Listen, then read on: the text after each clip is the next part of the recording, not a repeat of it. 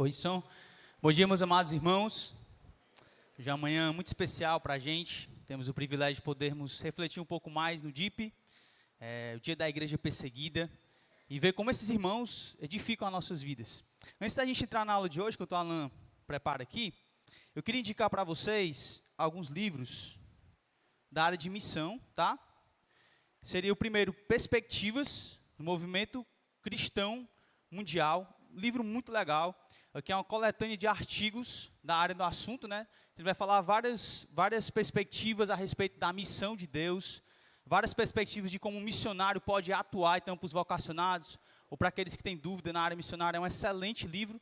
Você pode aprender através das experiências dos missionários, que tipo de missionário você tem que ser, como tem que ser esse preparo. Então, são vários artigos, e nós também, como igreja, claro, como podemos contribuir na missão de Deus. Então, um excelente livro, tá? O segundo livro, e esse livro aqui é livro base do assunto, tá? A Missão de Deus, excelente livro, tá? Então, ele vai fazer meio que uma teologia bíblica de todo o assunto, a missão de Deus, das Escrituras, nos ensinando desde a parte básica, fundamental, o que é a missão de Deus, e como a missão de Deus ela vai se desenvolvendo ao longo das Escrituras, e trazendo, claro, várias aplicações práticas para nossas vidas. Um excelente livro também. E aí, aproveitando o ensejo aqui, esses dois livros, eles têm aqui na biblioteca da igreja. Então, você pode estar alugando, tá bom? Você pode estar pegando, tem vários outros livros lá dentro da mesma área. Então, eu queria incentivar os irmãos a alugarem os livros, tá? A igreja está comprando, os irmãos aqui, claro, eles estão se dedicando nesse sentido. Então, eu queria incentivar vocês a alugarem, a ir lá ler, tá bom? E deixa eu mostrar um exemplo para vocês de outros livros práticos que eu trouxe aqui também. Não Me Faça Contar Até 3. Livro muito legal e prático a respeito de como disciplinar os seus filhos, como educar os seus filhos. Então, tem muito material legal aqui, tá bom? Onde você pode estar aproveitando essas ferramentas que a nossa igreja proporciona para todos os membros, para que a gente continue crescendo, tá certo? Para o início da nossa aula aqui de hoje, vamos abrir lá em Filipenses capítulo 1. Queria ler um versículo aqui, tê-lo como base.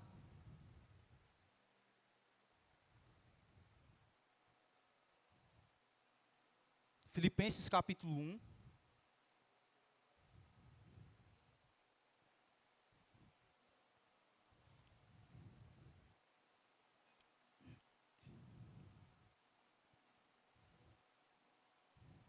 Amém? Vamos ler o versículo 29. Amém? Deixa eu olhar aqui. Os microfones já estão a postos? Pode distribuir, por favor? Deixa eu ler aqui com os irmãos. Se diz a palavra inspirada de Deus.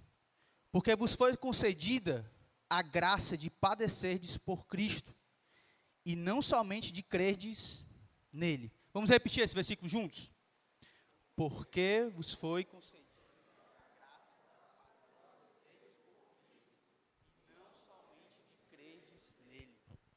Eu quis utilizar esse versículo como uma breve introdução antes da gente entrar na aula, porque eu quero que você perceba que o sofrimento é um dom de Deus.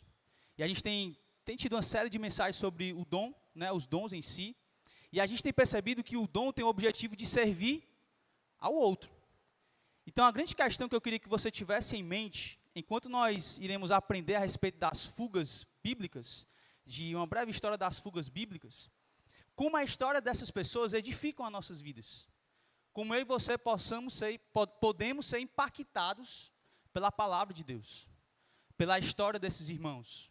E como assim podemos crescer em fé para a glória de Deus. Amém?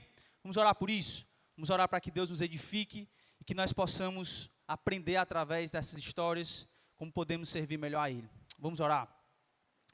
Nosso Deus amado e querido, mais uma vez, venhamos aqui suplicar pela Tua graça, pedir para que o Senhor possa nos transformar através da Tua santa palavra.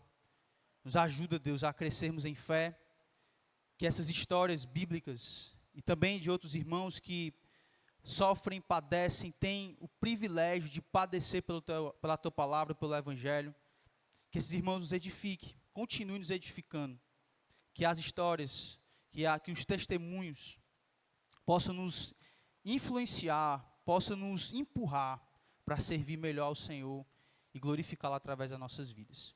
É o que eu te peço em nome de Jesus. Amém. Deixa eu só colocar aqui. Só um instante.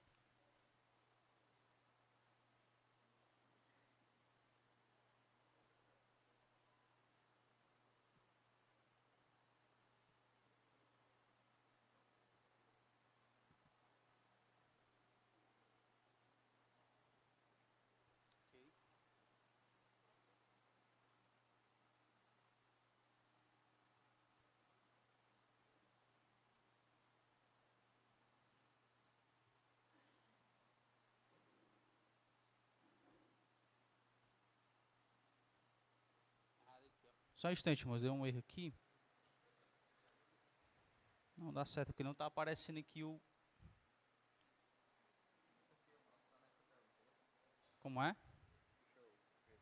É porque eu quero colocar lá o modo de apresentador aqui e lá só a tela. Isso, apresentador. Aí não está aparecendo na tela. Pode. Ok, enquanto o Alisson vai ajeitando aqui, para introduzir na nossa aula especificamente, a gente vai tratar de 3 pontos específicos. Eu queria primeiro com os irmãos aqui definir o que é a missão de Deus, tá? E como a missão de Deus, ela impacta de forma geral a respeito da fuga, o tema da fuga dos cristãos ao longo das Escrituras, tá bom? E após isso eu queria falar brevemente sobre a fuga do Egito e a fuga de Jerusalém. E aí no final a gente vai fazer uma atividade, tá certo? Pensando nesse assunto e como nós podemos aplicar isso nas nossas vidas como igreja, tá certo? Então, começando com a grande pergunta aqui para vocês, eu queria que vocês me ajudassem a definir o que é a missão de Deus, ou o que é a missão de Deus. Então, a gente já fala muito sobre isso aqui na igreja, mas eu queria ouvir vocês. Quando você pensa no assunto, vamos tentar usar o microfone. Já deu certo o microfone? Quem está com o microfone? Tem alguém com o microfone aí? Não quer se acusar, né? Quem está com o microfone, já fica com você a bola. O que é a missão de Deus? Ou então, palavras, características que vêm na sua mente, quando você pensa nesse assunto. O que é a missão de Deus? Tornar o nome de Deus conhecido. Massa. Já é um resumo geral, né? É esse movimento de Deus, do próprio Deus, de fazer o nome dele conhecido em todas as nações. Peraí, a gente teve 3 elementos. É o quê? É o movimento do próprio Deus, que ele mesmo faz para fazer o nome dele conhecido em todas as nações, todos os povos. Massa. Muito bom. Então, massa. Obrigado, Edson. Deixa eu colocar aqui na pergunta. Então, nós temos aqui um movimento do próprio Deus. Então, o próprio Deus em ação, ele se move para se tornar conhecido. Beleza. E aí ele vai se tornando conhecido através dos seus atos. Ele vai se revelando, e ele se revela não somente através de grandes prodígios, sinais, glória, mas a gente vai perceber que ele usa também meios de dor e fraqueza para revelar também a sua grandeza. Então isso é muito importante para a nossa compreensão da aula de hoje e para o tema maior, que é as fugas bíblicas, tá? E aí, como Deus ele se revela em meio ao sofrimento, pensando nesse sentido? Como ele usa a dor para se revelar? Como ele usa o caos, o sofrimento, a angústia, ou o ato desses irmãos, por exemplo, serem perseguidos, desses irmãos, por exemplo, serem mortos. Agora a gente tem, a Ellen, o Tiago, alguns irmãos do Ministério de Oração estavam colocando, lá no nosso grupo, Ministério de Missões também, estavam colocando lá no nosso grupo relatos, de irmãos que estão sofrendo, de irmãos que estão, que se escondem debaixo das suas camas porque escutam tiros, de pessoas que têm as suas casas invadidas, homens que têm as suas esposas estupradas, filhos mortos. Como Deus se revela em meio a isso? Como Deus continua sendo fiel, apesar disso? Como Deus está se mostrando, se revelando, fazendo esse movimento de se revelar através da dor? Então, nós iremos olhar para as Escrituras hoje, nós vamos perceber como Deus faz isso. E como nós podemos aprender como igreja a aplicar essas verdades divinas na nossa vida prática, tá bom? Então vamos aqui para o primeiro assunto, a fuga do Egito. Então, vamos abrir lá em Êxodo capítulo 1, eu queria pedir para alguém ler, Êxodo 1, verso 10 ao 11. E aí, caso algum irmão, tá, é um tema bem amplo, tem muitas aplicações, então caso alguém queira participar, queira contribuir com algo, tá bom? Fique à vontade, para que a gente possa aplicar essas verdades na nossa vida da melhor forma possível, e assim crescermos através dessa aula, tá certo? Então, Êxodo capítulo 1. Eia, usemos de astúcia para com ele, para que não se multiplique, e seja o caso que, vindo a guerra, ele se ajunte com os nossos inimigos, peleje contra nós e saia da terra. E os egípcios puseram sobre eles feitores de obras para o afligirem com as suas cargas. E os israelitas edificaram a Faraó as cidades celeiros, Pitom e Ramsés. Ok, então aqui nós vemos o contexto do povo que foi escravizado por 400 anos no Egito. O povo de Deus que foi colocado sob escravidão. O povo de Deus que foi colocado no sofrimento por quem? Pelo próprio Deus. Aqui nós vemos um contexto em que nos dias de José, vocês podem lembrar, por exemplo, lá de Gênesis capítulo 48 em diante, os israelitas eles tinham, era um povo que foram abençoados por meio ali da história de José, ou da vida de José, onde o povo de Israel, ele provavelmente iria morrer de fome, se eles permanecessem lá na cidade de Canaã. E aí José foi um instrumento usado por Deus para que, ao ir para o Egito, ele tivesse ali sonhos, ou interpretasse os sonhos, digo melhor, lá do faraó, para que através disso o povo, ou a nação toda, fosse salva através dessas interpretações que ele traz. Então lembra lá os 7 anos de grande fartura e 7 anos de grande escassez, de grande fome. E aí José chega como um instrumento de Deus, e aí a ideia lá é o seguinte: quem é que dá os sonhos e define como é que vai ser o futuro? É Deus. Então quando José chega lá e faz isso, o faraó fica espantado com aquilo. Deus era com José, que era a grande narrativa de toda a história dele. Deus estava com José, e Deus era com José. E ele foi usado para isso. O ponto, irmãos, ali de Gênesis é, a promessa de Deus, lá em Gênesis capítulo 3, foi colocada em tensão. Deus disse que viria um descendente. Deus disse que esse descendente viria através de quem? De Abraão. E esse descendente viria da tribo de Judá. Como é que essa promessa de Deus iria ser cumprida se o povo de Israel acabasse ali naquele período de fome? Ela não seria cumprida.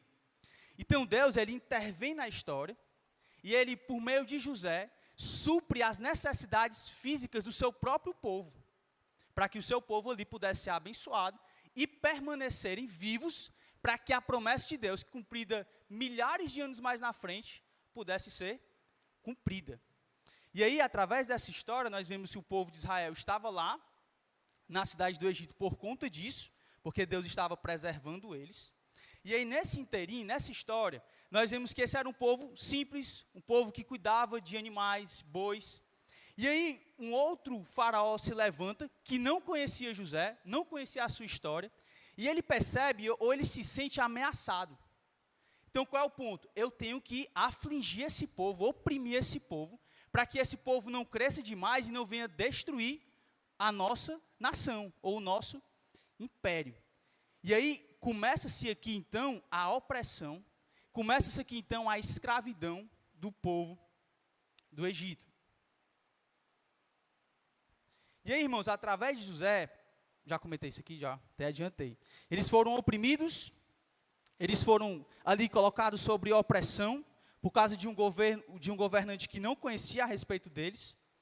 E aí, é interessante a gente colocar aqui, que a partir dessa história, Deus já começa a realizar, ou apontar, para algo glorioso que virá.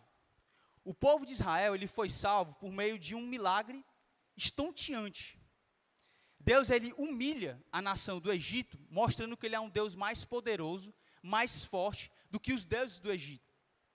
Então, durante o período do novo reino, o poder de Faraó, ele não achava rival nenhum para bater de frente com eles. A ideia é como se eles fossem a potência mundial. Eu não sei se eu poderia colocar os Estados Unidos como uma potência mundial, né? A gente tem a Rússia, outros grandes países, né? China, que tem um poder grandioso. Mas imagina um país assim, que ninguém tem coragem de bater de frente. Eles tinham um exército glorioso, gente.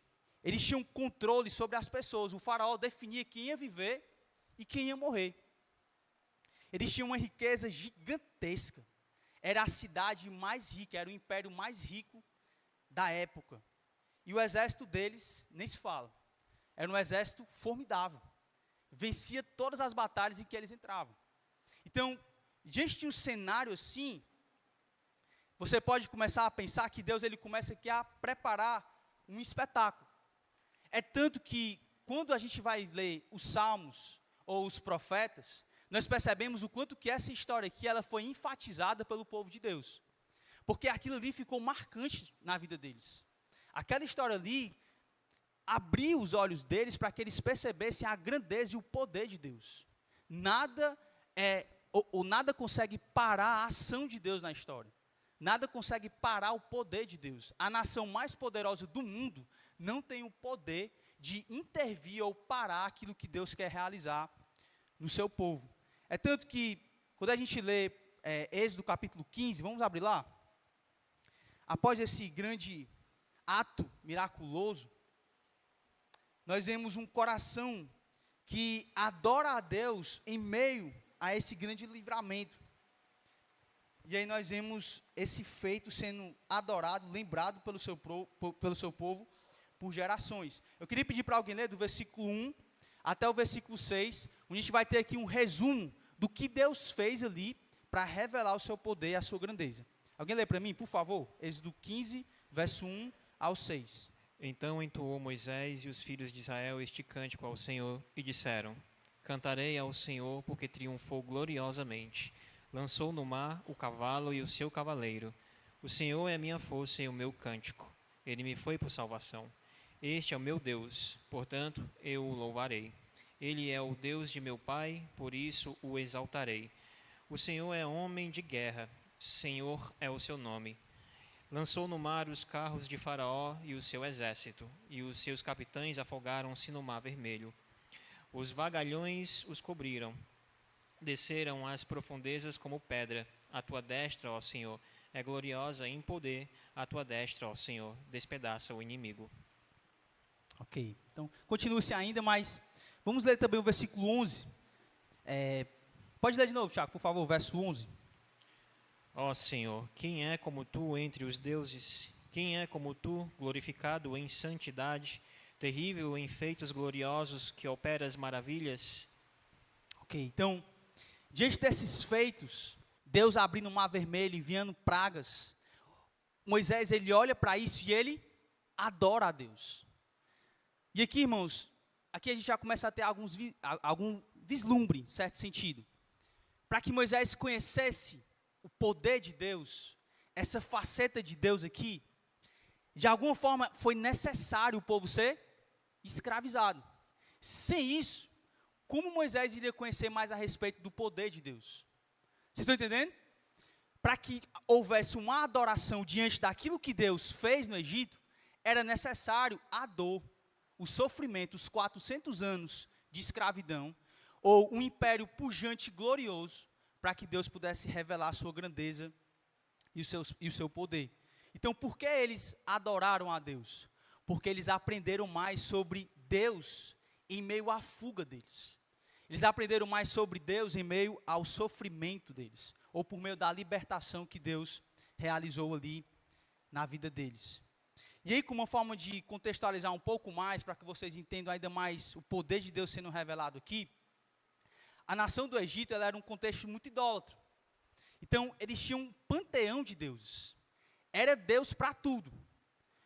Normalmente, uma forma deles elevar um Deus acima dos deuses era quando um imperador ou um novo faraó assumia o trono, e o Deus que ele tinha mais intimidade, vamos colocar assim, de alguma forma, o Deus dele agora também se tornava o Deus dos deuses. E como é que eles, de alguma forma, viam a ação desses deuses na vida deles? Quando havia muita abundância de comida, quando eles venciam uma guerra, quando algum milagre acontecia na vida deles, tudo eles apontavam para o seu Deus. Então, quando os povos eles iam guerrear entre eles, o que é que acontecia?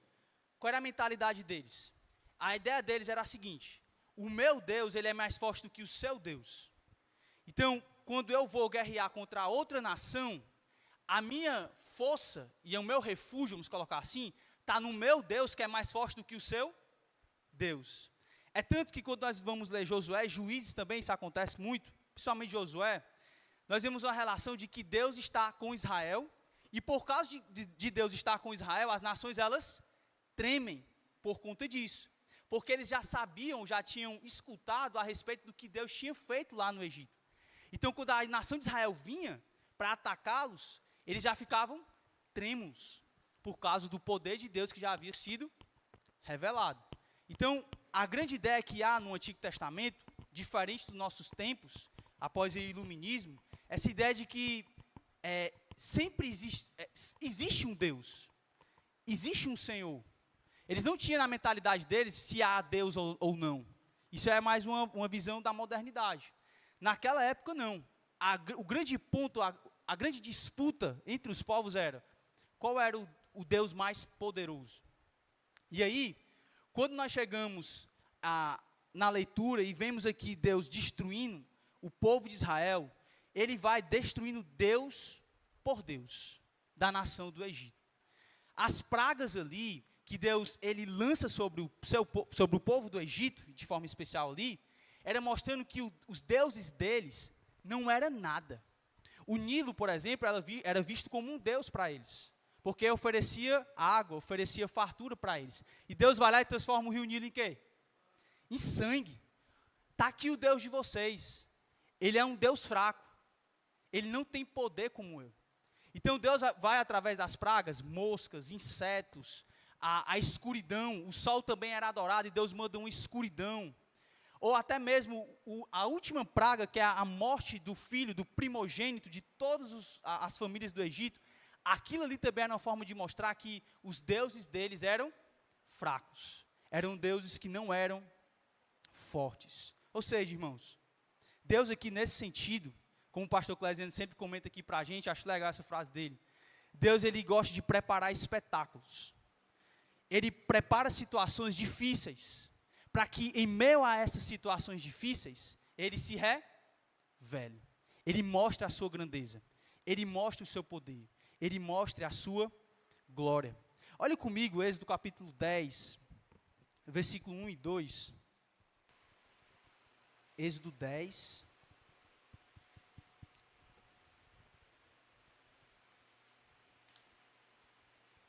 Verso 1 e 2. Alguém lê para mim, por favor? O Senhor disse a Moisés: vá falar com Faraó, porque ele endurecia o coração e o coração de seus oficiais, para que eu faça estes meus sinais no meio deles, e para que você possa contar aos seus filhos e aos filhos dos seus filhos como zombei dos egípcios, e quantos sinais fiz no meio deles, e para que vocês saibam que eu sou o Senhor. Amém. Muito legal. Deus ele está realizando uma obra para que o povo conheça e fale. Proclame as virtudes daquele que vos chamou, lembra lá de 1 Pedro, né? Das trevas para a sua maravilhosa luz. À medida que você vai tendo experiências com o poder de Deus, com a grandeza de Deus, você tem agora o que falar sobre ele. Você tem agora o que dizer sobre a grandeza e sobre o poder dele. Moisés, quando vai falar com Faraó ele tem uma atitude de muita arrogância. Lá no capítulo 5, versículo 2, ele diz assim, ó: quem é o Senhor para que o atenda a sua voz e deixe Israel ir? Cheio de prepotência, ele se acha forte, acha que o seu Deus é mais forte do que Yahvé, o Deus de Israel. E aí, é igual quando a gente lê Daniel, né, tem algo parecido também, dessa glória, desse orgulho dos reis. E aí quando eu estou lendo meu devocional, eu penso assim, rapaz, que esse cara aqui pensa que é, né? E aí, a gente vai ler na narrativa e Deus mostra quem ele é, e aí eu fico torcendo por dentro, né? Agora tu viu quem é o Deus das Sagradas Escrituras, o Deus de Israel. Então Deus, olha isso que é muito interessante, irmãos. Ele permitiu, de alguma forma, ele capacitou o Faraó a resistir a Deus. Lembra que ele endurece seu próprio coração, mas o texto, lá no capítulo 4, versículo 21, 7, capítulo 23, caso você queira anotar, Deus ele endurece o coração de Faraó. Nós vimos aqui aquela famosa tensão entre a soberania de Deus e a responsabilidade humana, mas a grande verdade é, Faraó quis ir contra Deus, e Deus o capacitou, deixou com que ele fizesse isso. Deus abriu, vai lá, faça isso daí mesmo. Eu quero usar isso aí que você está fazendo para revelar ainda mais a minha grandeza, ainda mais o meu poder. É justamente isso que Deus fala em Êxodo capítulo 9, versículo 16. Vamos lá, abrindo esse texto. Está pertinho aí. Alguém lê para mim, por favor, o versículo 15 e o versículo 16 também. 9, 15 e 16.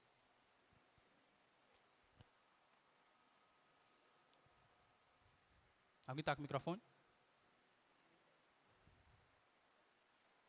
9, 15 e 16, isso, né? Leia, Gleicinho. Pois eu já poderia ter estendido a mão para ferir você e o seu povo com peste, e você teria sido cortado da terra, mas em verdade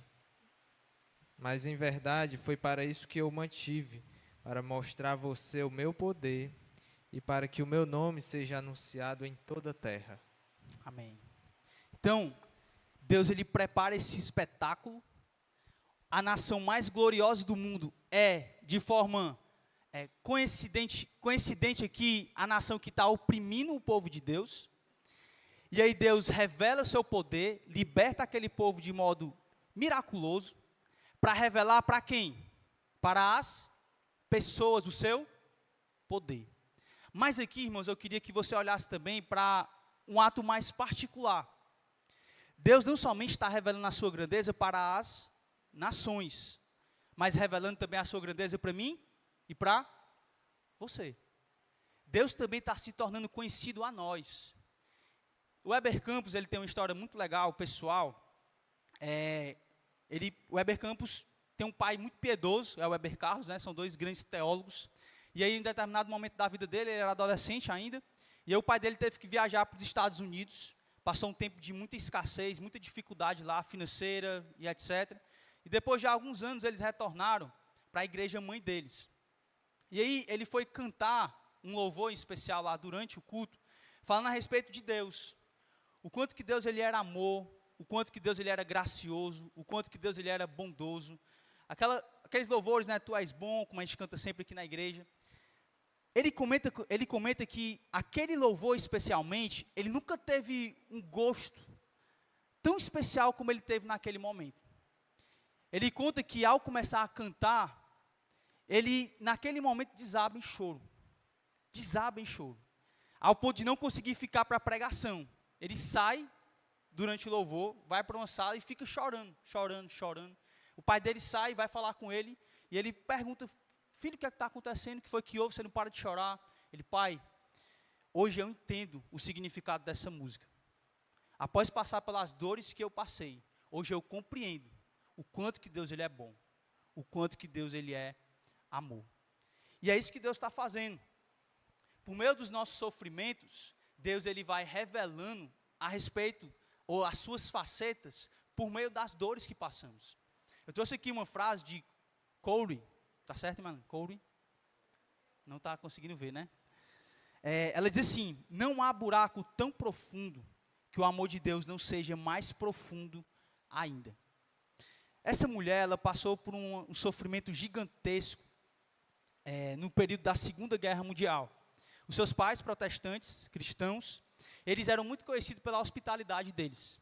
E eles, no período da Segunda Guerra, escondiam judeus nas suas casas, nos porões, para que eles pudessem, assim, não serem mortos e assassinados na câmara de gás, ou de forma dolorosa, como bem sabemos, que o nazismo fez aí com os cristãos, ou com os judeus de forma especial, no período da Segunda Guerra Mundial.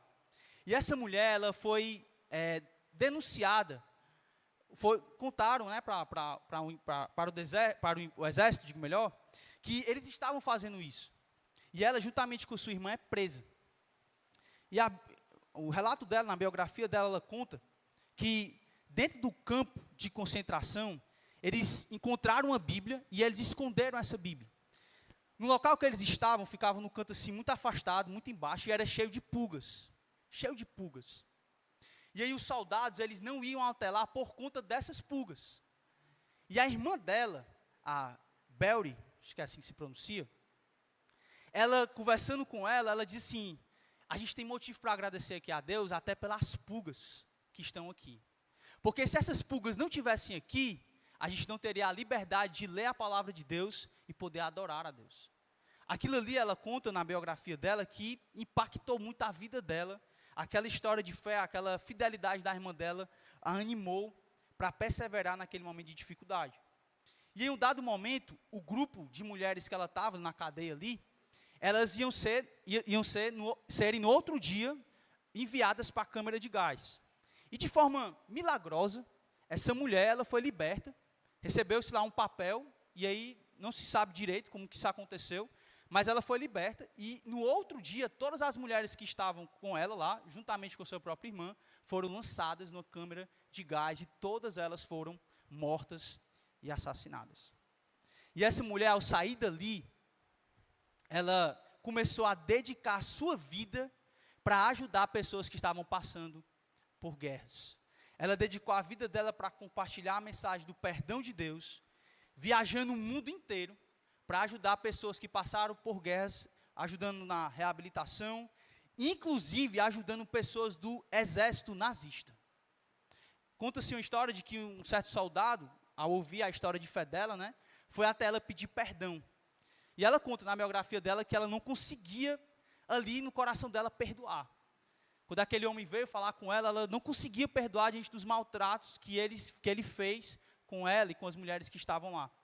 Mas ela comenta que pediu força a Deus ali, orou, pedindo graça a Deus para conseguir perdoar aquele homem, e encontrou ali, através da oração, força, e o perdoou.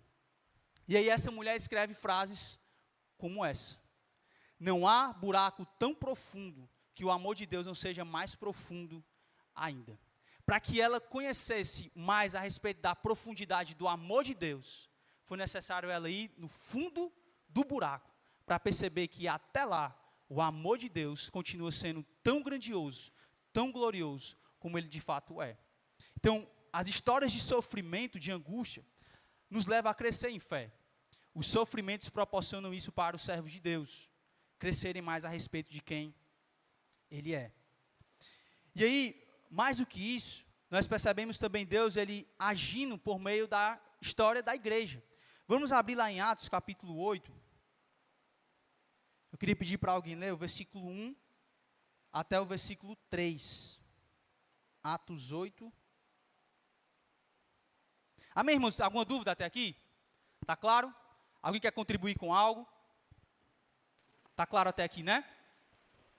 Ok. Então vimos na primeira parte, no primeiro ponto da aula, como Deus se revela por meio do sofrimento, revelando a sua glória, poder, tanto para os de fora, como também para os de dentro, para nós mesmos. Alguém lê para mim Atos 8, do verso 1 ao verso 3. Naquele dia, teve um início de grande perseguição contra a igreja em Jerusalém. Todos, exceto os apóstolos, foram dispersos pelas regiões da Judéia e de Samaria. Alguns homens piedosos sepultaram Estevão e fizeram grande lamentação por ele. Saulo, porém, queria destruir a igreja. Indo de casa em casa, arrastava homens e mulheres, lançando-os na prisão. Ok. Então, nesse momento aqui, em especial em Atos capítulo 8, se inicia um período de grande perseguição na igreja. Lembra que Jesus havia ordenado para que eles fossem todas as nações. Só que eles ficaram presos ali em Jerusalém e não estavam indo. E aí, de forma gloriosa, Deus, ele, vamos dizer assim, fomenta uma perseguição para que esses homens saiam do comodismo deles e preguem o evangelho. Alguns deles já tinham passado por certos sofrimentos. Lembra lá de João, de Pedro, que foram presos, açoitados por causa de Cristo, saíram lá sorrindo, louvando a Deus pelo privilégio de terem sofrido por causa de Cristo.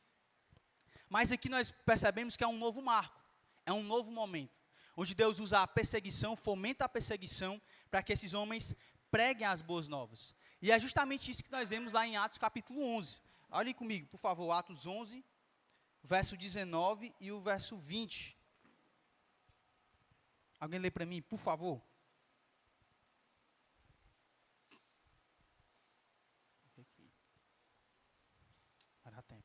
Os que tinham sido dispersos por causa da perseguição desencadeada com a morte de Estevão chegaram até a Fenícia, Chipre, Antioquia, anunciando a mensagem apenas aos judeus. É até qual? Verso 19 e 20. Alguns deles, todavia, cipriotas e sirineus, foram a Antioquia e começaram a falar também aos gregos, contando-lhes as boas novas a respeito do Senhor Jesus. Ok. Então, por meio dessa perseguição que se iniciou ali na igreja, os irmãos começaram a fazer o quê? A pregar o evangelho, a tornar o nome de Deus conhecido.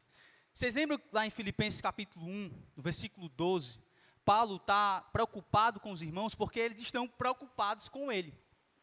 Porque os irmãos viram que Paulo estava preso. E aí Paulo disse assim para eles: irmãos, não se preocupem com o que tem acontecido comigo aqui. As coisas que me têm acontecido têm servido antes para o progresso do evangelho. Paulo olhava para todas as situações difíceis que ele passava e ele via como uma forma de cooperar com o evangelho, de tornar o nome de Deus ainda mais conhecido. Nesse sentido, a perseguição aqui, ela serve como uma forma de mostrar para a gente que a obra de Deus ela é imparável. Em Atos, nós vemos isso acontecendo várias vezes. Lembra quando Pedro e João são presos? O que é que eles fazem lá no Sinédrio? Eles pregam. Quando Paulo é preso e levado a Roma, o que é que ele vai fazendo diante de cada rei, imperador e homem glorioso que está diante dele? Ele prega. Antes, aquilo que antes, ao olhar humano, né, numa perspectiva humana, está cativando ou está prendendo o evangelho, na verdade, Deus está usando para anunciar ainda mais o evangelho. Deus está usando aquilo que o mundo está tentando fazer para nos parar, e usando aquilo como uma forma de tornar-se ainda mais conhecido através da pregação do evangelho, da vida desses homens. Deus ele está se revelando através da prisão e do sofrimento que esses irmãos estão passando. Deus ele vai tornando o mal em bem. Lembra? É a mesma coisa que acontece lá no Egito. O mal que sobreveio sobre José, Deus o tornou em bem. Deus fez com que aquele mal que os homens estavam tentando fazerem contra o seu povo, Deus transformou aquilo como uma forma de se tornar ainda mais conhecido, glorioso e digno de louvor e adoração. Nesse sentido, irmãos, nós percebemos o quanto que a missão de Deus ela é imparável, que nada pode parar o poder de Deus. Deus ele vai cumprir a sua obra independente do seu povo. Mesmo que o seu povo fracasse no meio do caminho, no processo, Deus ainda assim ele vai cumprir cabalmente, porque lá em Apocalipse, como nós lemos, ao longo da nossa vida, nós vemos lá em Apocalipse que Deus ainda assim no final de tudo receberá o que, irmãos? A glória e o louvor de todas as nações. Deus já disse o final da história. Então, como nós sempre ouvimos aqui dos nossos pastores, dos pregadores aqui, o ponto é o quanto nós estamos cooperando com isso ou não. O privilégio é totalmente nosso de participar daquilo que Deus está fazendo. E aí, nessa missão de Deus, irmãos, olhando aqui para as páginas das Sagradas Escrituras, nós precisamos lembrar, como povo dele, que o método de Deus não mudou. O método de como Deus se torna conhecido não mudou. Deus continua ainda usando o sofrimento para se tornar conhecido. Seu método ainda é o mesmo, o método da cruz. Cristo disse aos seus discípulos que os enviaria ao mundo da mesma forma que seu Pai havia enviado.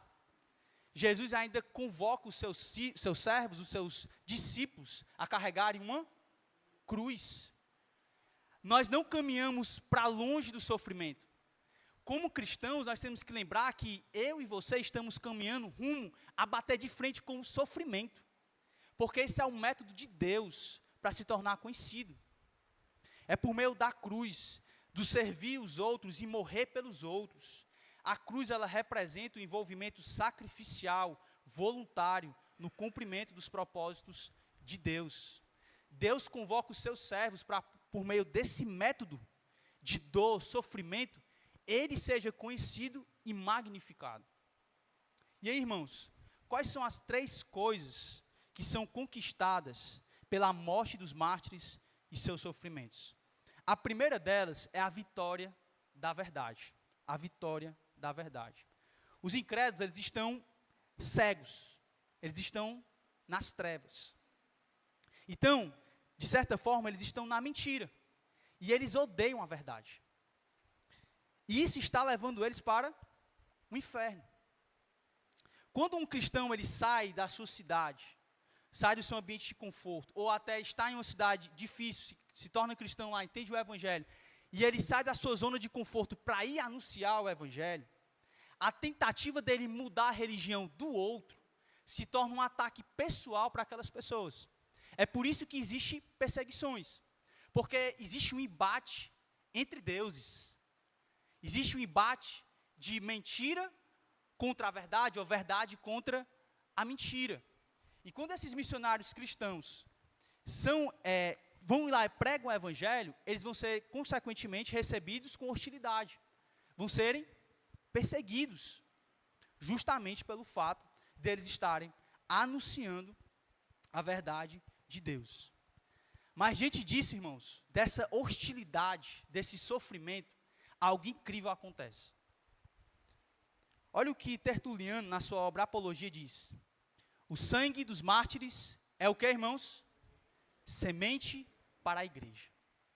Quando o embaixador de Cristo, ele fala a verdade em amor, e olha esse ponto, e ele enfrenta a morte com alegria, um milagre lhe acontece. Os olhos desses homens que estavam em trevas são abertos. A luz agora vem e ilumina a mente deles. E Deus, através da sua verdade, por meio da morte daquele cristão, ele se torna conhecido para os incrédulos. Vocês lembram do centurião? Quando ele vê Cristo morto na cruz, o que ele diz? Verdadeiramente, esse é o Filho de Deus. Deus usa a dor de Cristo para se revelar para aquele centurião. Milhares de pessoas têm testemunhado sobre isso, que elas foram alcançadas após verem um missionário ser morto ou perseguido. De fato, Tertuliano, naquele período, via isso acontecendo. Quanto mais os cristãos morriam pela causa, mais o evangelho de Deus, ele resplandecia sobre os homens. O poder de Deus era visto através do sacrifício voluntário, de homens atiçando leões para que os matassem, porque eles estavam ali morrendo com alegria e com o privilégio de poder estarem sofrendo pela causa de Cristo. E Deus usava isso para mostrar a sua verdade, para salvar vidas. Uma segunda grande verdade que nós aprendemos é que Deus ele vence e derrota Satanás através dos sofrimentos dos cristãos. Satanás ele tem duas grandes ferramentas, que é o pecado, certo? Ele tenazmente nos assedia e, consequentemente, aqueles que não são cristãos, eles estão presos ao pecado. Eles são impossibilitados de vencerem o pecado, de derrotarem o pecado. Só que Cristo já venceu isso. Romanos 6, nós vimos até ontem na reunião dos homens sobre isso. Jesus venceu o pecado através da sua morte, e agora o pecado não tem mais poder sobre o seu povo. Mas essa é uma grande ferramenta de Satanás, que Cristo já venceu ela. Mas uma segunda grande ferramenta é o medo da morte.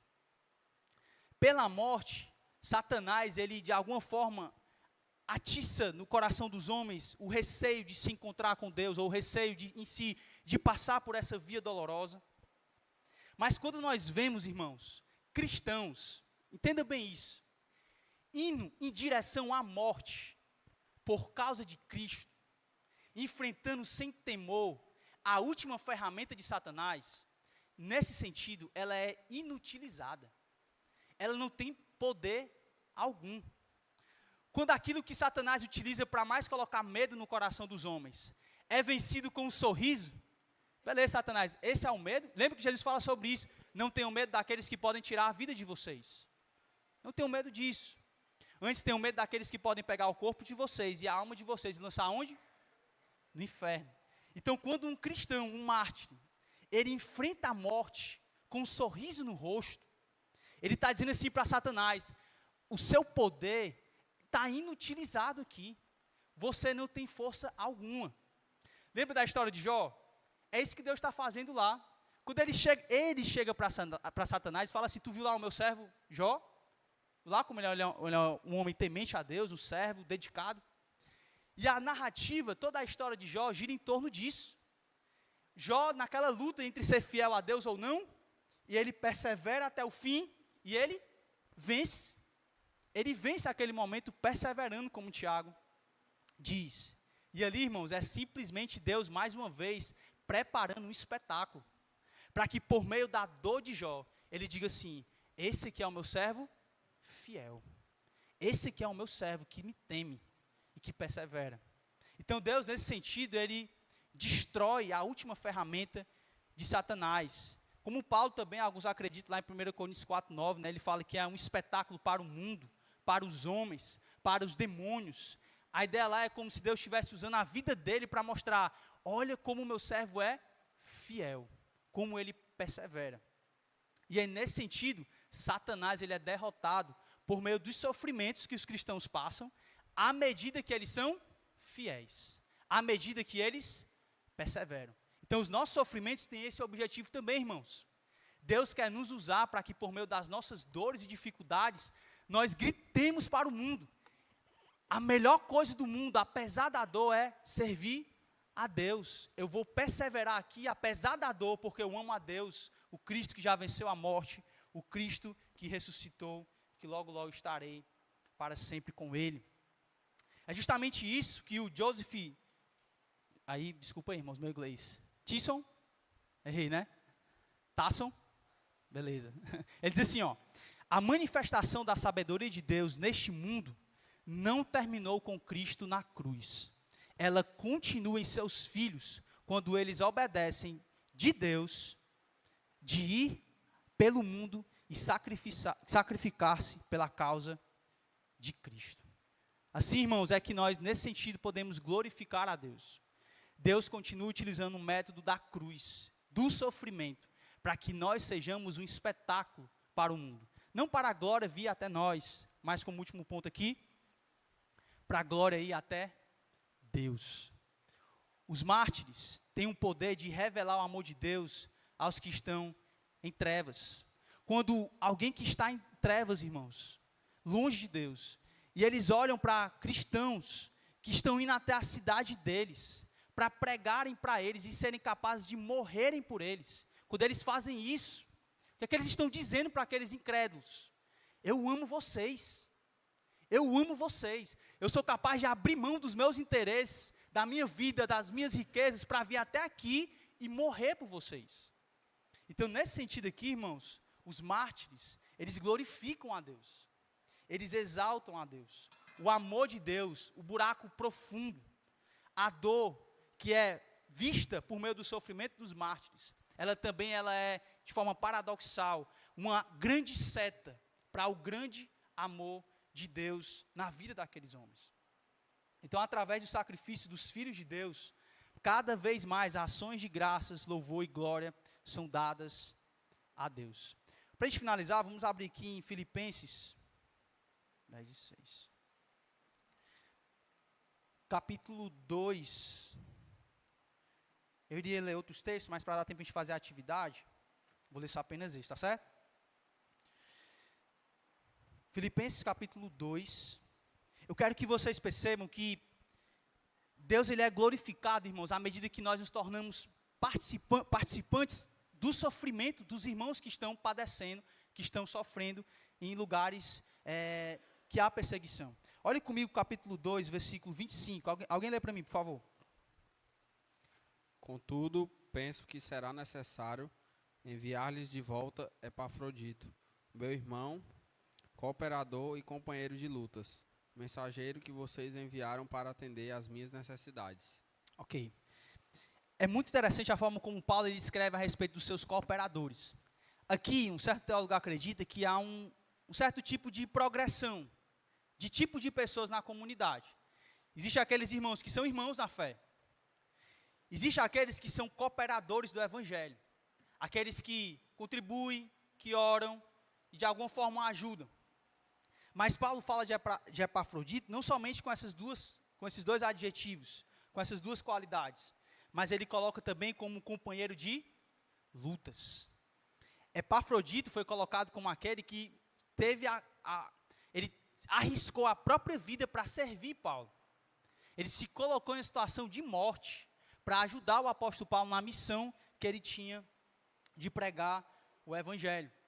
E nesse sentido, eu creio que Deus ele é glorificado. Quando nós, como comunidade, nos tornamos companheiros de lutas, nos sofrimentos uns dos outros, visando o amor de Cristo, Deus ele é glorificado. É isso que Jesus fala. Através da nossa unidade, as pessoas vão ver que Deus está onde? No nosso meio. Então, nesse sentido, irmãos, somos convocados para glorificarmos a Deus por meio dos nossos sofrimentos, sendo companheiros de lutas uns dos outros também, orando, contribuindo, se fazendo presente e indo também para esses locais pregar a palavra de Deus. Amém? Alguma dúvida, irmãos? Raniel quer comentar? O microfone está aí perto?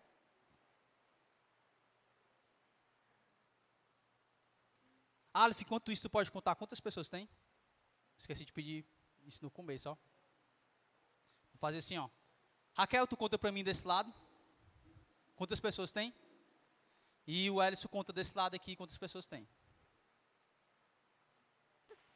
Oi.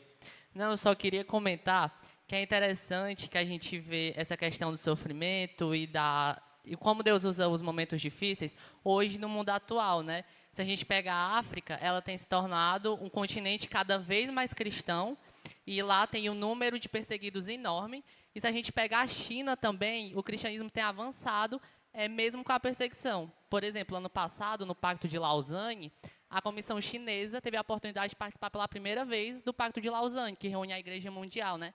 E os irmãos falavam o quanto aprenderam com a China, né? Com a história de perseverança da China. E, em contrapartida, os Estados Unidos, a Europa, que antes eram lugares e regiões enviadores de missionários e lugares, cenários de avivamento, hoje vivem um esfriamento e uma decadência acerca do cristianismo mesmo. E isso deve levar a gente a pensar enquanto igreja brasileira, né? Como nós temos reagido diante desse cenário mundial. Porque hoje nós não sofremos para pregar o evangelho ou sofremos algum tipo de perseguição. Hoje o nosso sofrimento, eu acho que se baseia mais em coisas internas. Eu tenho que vencer o meu orgulho para pregar para o meu vizinho, eu tenho que vencer a tela do celular ou a tela do computador do meu trabalho para tirar 5 minutos para falar do evangelho, coisas triviais que a gente deixa passar, porque a gente esquece do valor que é o evangelho para a vida daquela pessoa que não foi alcançada. Muito bom. Então, eu acho que a gente tem que pensar, enquanto IBJ, enquanto uma igreja que tem crescido aqui no Maracanãú, enquanto uma igreja no Brasil, o que nós temos feito enquanto irmãos que não está sofrendo, que não estamos sofrendo, mas que temos esse dever de fazer as coisas antes que o Senhor nos leve a sofrer para que o nome dele seja proclamado aqui no Maracanãú através da gente, por exemplo. Então, é um convite que eu faço a gente a pensar, inclusive eu.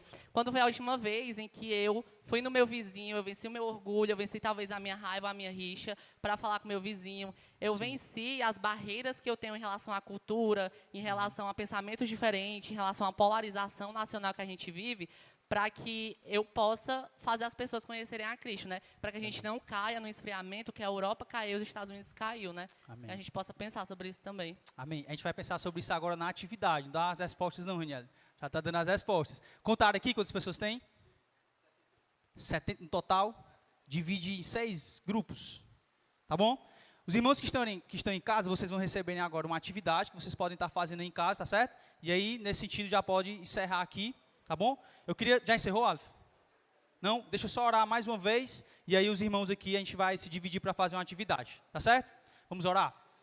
Deus, muito obrigado por essa aula, por esse tempo que tivemos, aprendendo mais sobre a Tua grandeza, o Teu poder que se revela em meu sofrimento. E pedimos para que o Senhor nos dê o dom. Sim, Deus, o dom de sofrer por Ti. É difícil pedirmos isso, mas por amor ao Teu nome nós pedimos graça, para vivermos de um modo agradável a Ti. Que o Senhor nos ajude a lutar contra os nossos pecados, como foi mencionado aqui, o orgulho, o egoísmo, os nossos sentimentos de comodismo. e saiamos do nosso local, do nosso conforto, para servir ao outro, para amar ao outro, para abençoar a igreja local, para tornar o teu nome conhecido e vivermos para a glória do teu nome, que as nossas vidas sirvam de luzeiros nesse mundo, para mostrar para Ele que o Senhor viveu, morreu, ressuscitou e é digno de servos que te adoram até diante do maior medo dessa vida, a morte. Nos dá graça nesse sentido, em nome de Jesus. Amém. Amém. De 13